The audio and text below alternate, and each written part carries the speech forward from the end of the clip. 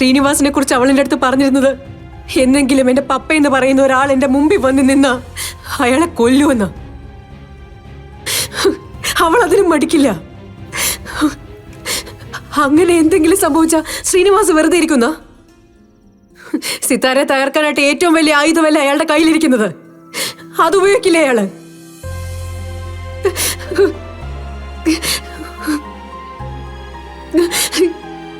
എന്റെ ദൈവമേ, നടുക്കടലിലാണല്ലോ ഞാൻ.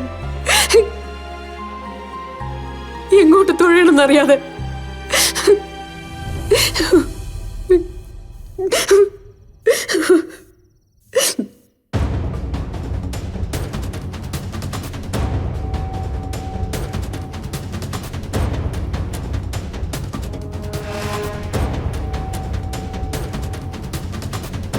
കൃഷ്ണയ്ക്ക് ഇന്ന് വീട്ടിൽ പോകാം കേട്ടോ.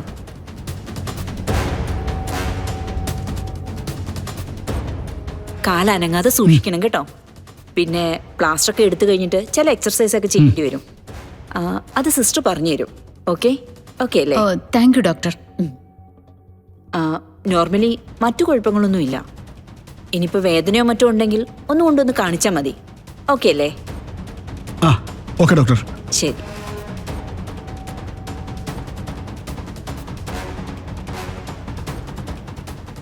ഇനിയിപ്പോൾ ടെൻഷൻ മാറിയല്ലോ, നമുക്ക് നമ്മുടെ വീട്ടിലേക്ക് പോവാം.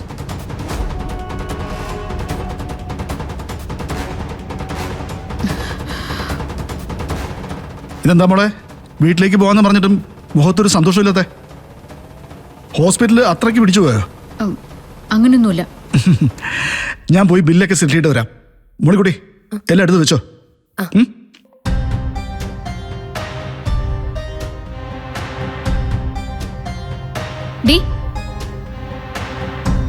മോളിക്കുട്ടി. അങ്ങനെ കറക്റ്റ് ആയിട്ട് പറ. എന്താ കാര്യം? നീ പോയി കൃഷ്ണയെ എങ്ങനെയെങ്കിലും വിളിച്ചോണ്ട് വരണം. എവിടെന്നെങ്കിലും ഒരു പ്ലാസ്റ്റർ സംഘടിപ്പിച്ച് അവളുടെ കാലിൽ ഇടാൻ പറഞ്ഞാ മതി. അതിന് നീ തന്നെ ഏർപ്പാടാക്കിയ ഗുണ്ടകള് കൃഷ്ണയെ കൊന്നു കളഞ്ഞില്ലേ? അല്ല പിന്നെ ഞാനെങ്ങനെയാ കൃഷ്ണയെ കൊണ്ടുവരും? ഞാൻ സീരിയസ് ആയിട്ടാ പറയുന്നത്. സ്വന്തം അമ്മ ഇവിടെ വന്ന് നിന്റെ കാരണം പുകച്ചിട്ടാ പോയത്. നീയേ അത്രയ്ക്ക് നല്ല മോളായതുകൊണ്ട്.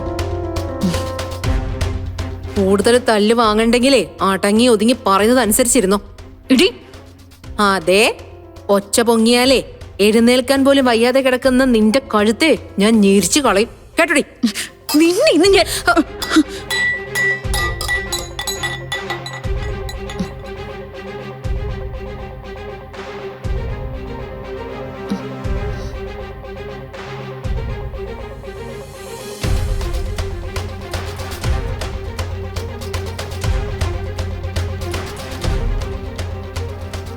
എന്താ എന്താ പറ്റി? എന്റെ കൈ തട്ടി വീണതാ. ഒരു അപകടം പറ്റിയതോടെ എന്റെ കുഞ്ഞൊന്ന് പതറിപ്പോയി അല്ലേ മോളിക്കുട്ടി?